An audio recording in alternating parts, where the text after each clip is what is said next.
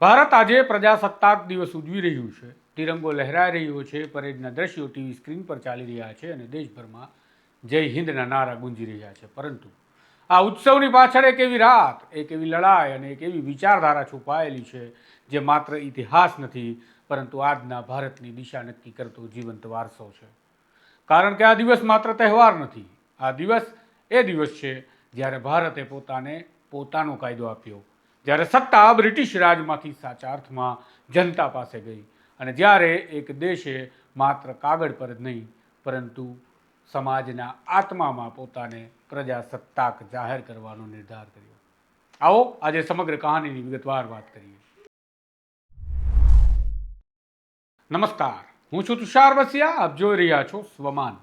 આજથી 75 વર્ષ પાછળ 25 જાન્યુઆરી 1950ની રાતે દિલ્હીની ઠંડીમાં બંધારણ સભાના હોલમાં હજુ લાઇટો ચાલુ હતી.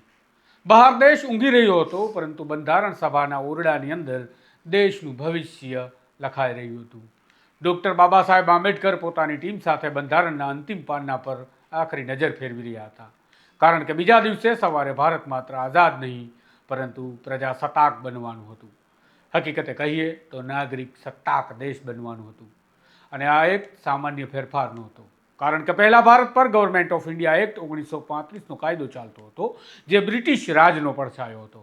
પરંતુ 26 જાન્યુઆરી 1950ના સૂર્યોદય સાથે ભારતે બ્રિટિશ કાયદાને અલવિદા કહીને પોતાનું બંધારણ અમલમાં મૂક્યું.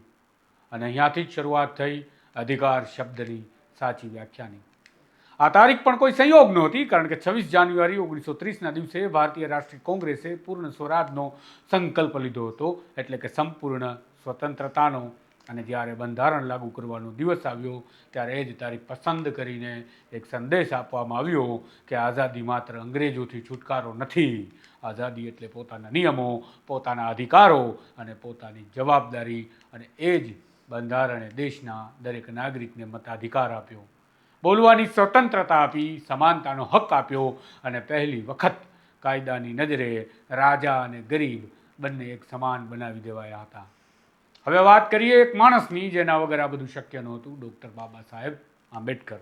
કારણ કે બંધારણ લખવું માત્ર કાયદો લખવું નથી, તે સમાજની આત્મા લખવાનો એક પ્રયત્ન છે. અને આંબેડકરે એ કામ કર્યું જ્યારે દેશ જાતિવાદ, ગરીબી, ધર્મ અને રાજકારણના દબાણમાં ફસાયેલો હતો ત્યારે.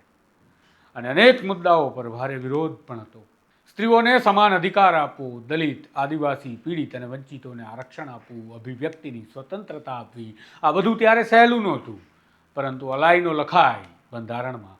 અને આજે પણ જ્યારે કોઈ સ્ત્રી મતદાન કરે છે, કોઈ ગરીબ ન્યાય માંગે છે, ત્યારે બંધારણના આ પાનાઓ જીવંત થઈને ઉઠી આવે છે આપણી સામે. પ્રજાસત્તાક બનવાનો અર્થ એ પણ હતો કે સત્તાનું કેન્દ્ર બદલાયું. પહેલાં સત્તા બ્રિટિશ ગવર્નર જનરલ પાસે હતી, હવે સત્તા 3 સ્તંભોમાં વહેંચાઈ: સંસદ, કાર્યકારી અને ન્યાયતંત્ર. અને તેના ઉપર એક રાષ્ટ્રપતિ, જે દેશનો પ્રથમ નાગરિક બન્યો. પરંતુ સાચા અર્થમાં સૌથી મોટી સત્તા મળી મતદારને, કારણ કે બંધારણે કહ્યું કે સરકાર રાજા નથી, સરકાર નોકર છે અને જનતા માલિક છે. પરંતુ આજે 75 વર્ષ પછી સવાલ એ છે કે શું આ સત્તા હજી પણ જનતા પાસે છે ખરી, કે ધીમે ધીમે ફરી આ સત્તા કેન્દ્રિત થવા લાગી છે. 26 જાન્યુઆરી 1950ના દિવસે જ્યારે દિલ્હીમાં પહેલી રિપબ્લિક ડે પરેડ યોજાય ત્યારે તે માત્ર સેનાનું પ્રદર્શન નહોતું. એ દુનિયાને સંદેશ હતો કે ભારત હવે એકતાવાળું, સ્વતંત્ર અને સંપ્રભુ રાષ્ટ્ર છે. અને એ જ સમયે દેશના એક ખૂણે કાશ્મીરમાં વિશેષ દરજ્જા અને આંતરરાષ્ટ્રીય નજરોની વચ્ચે ભારતના પ્રજાસત્તાક બનવાનો અર્થ અલગ રીતે જોવામાં આવી રહ્યો હતો. અને અહીંથી શરૂ થયો કાશ્મીર બંધારણ અને રાજકારણનો એવો એક અધ્યાય જે આજે પણ દેશની રાજનીતિના ચર્ચાના કેન્દ્રમાં રહે છે. બંધારણ માત્ર શહેરો માટે નહોતું, એ ગામો માટે પણ હતું, ખેડૂતો માટે પણ હતું. કારણ કે જમીન, મિલકત અને રાજ્યની સત્તા વિશે બંધારણે સ્પષ્ટ કહ્યું કે જમીન સુધારણા થઈ શકે, જમીનનો દુરુપયોગ રોકી શકાય. અને અહીંયાથી શરૂ થઈ જમીન સુધારાની નીતિઓ, જે આજે પણ ખેડૂત આંદોલનો, જમીન અધિકાર અને સરકારની નીતિઓ સાથે જોડાયેલી છે.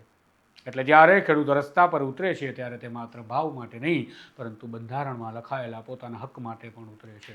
અને ભારતના બંધારણે જે નાગરિકોને સત્તા આપી છે તેનું આ પરિણામ છે. સ્ત્રીઓ માટે પણ 26 જાન્યુઆરી એક ક્રાંતિનો દિવસ હતો, કારણ કે બંધારણે પહેલી વખત કહ્યું કે મતાધિકાર, સમાનતા અને કાયદાની નજરે સ્ત્રી અને પુરુષ બંને એક સમાન છે. અને એ સમયગાળામાં દુનિયાના અનેક દેશોમાં સ્ત્રીઓને મતાધિકાર પણ મળ્યો નહોતો. અને આજે જ્યારે દેશની સ્ત્રીઓ પંચાયતથી લઈ પાર્લામેન્ટ સુધી પહોંચી રહી છે, ત્યારે એ સફરનો આરંભ બંધારણે આપેલા સમાનતાના હકના એ જ પાનાથી શરૂ થઈ રહ્યો છે.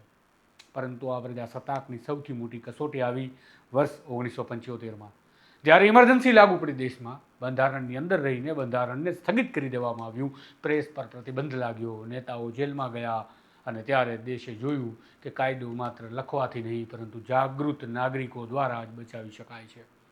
અને એ સમય પછી લોકશાહી અને અધિકારની ચર્ચા માત્ર શૈક્ષણિક ન રહી, પરંતુ જન આંદોલનની ભાષા બનવા લાગી. જે આજે કેટલી ટકી છે તે એક વિચારવા લાયક યક્ષ પ્રશ્ન બની ગયો છે. આજે જ્યારે આપણા તિરંગો જોઈને ગર્વ કરીએ છીએ, ત્યારે આ બધું માત્ર ભૂતકાળ નથી, આ વર્તમાન સાથે જોડાયેલી વાતો છે, વિગતો છે, બાબતો છે. કારણ કે સોશિયલ મીડિયા, રાજકારણ, અદાલતો અને રસ્તા, દરેક જગ્યાએ અધિકાર, સ્વતંત્રતા અને સત્તાના સવાલો ઉઠી રહ્યા છે.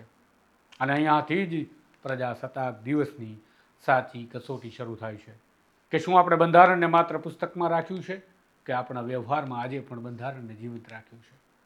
હવે સવાલ એ છે કે 75 વર્ષ પહેલાં આજે આંબેડકરે લખ્યું હતું, જે બંધારણ સભાએ સ્વીકાર્યું હતું અને જે નાગરિકોને સત્તાનો માલિક બનાવ્યા હતા, એ બંધારણની આત્મા આજે કેટલી જીવંત છે. કારણ કે પ્રજાસત્તાક માત્ર એક દિવસ ઉજવવાનો વિષય નથી, તે રોજ જીવવાનો વિષય છે. અને જ્યારે પણ કોઈ નાગરિક પોતાના અધિકાર માટે ઊભો થાય છે, ત્યારે એ દિવસ ફરીથી જન્મે છે. તમારું શું માનવું છે? શું આપણે સાચા અર્થમાં પ્રજાસત્તાક છીએ કે માત્ર ઉજવણી સુધી સીમિત રહી ગયા છીએ? કમેન્ટ કરીને જરૂરથી જણાવજો. અને સ્વમાન સાથે જોડાયેલા રહેવા માટે ચેનલને સબસ્ક્રાઈબ કરવાનું ભૂલતા નહીં. નમસ્કાર.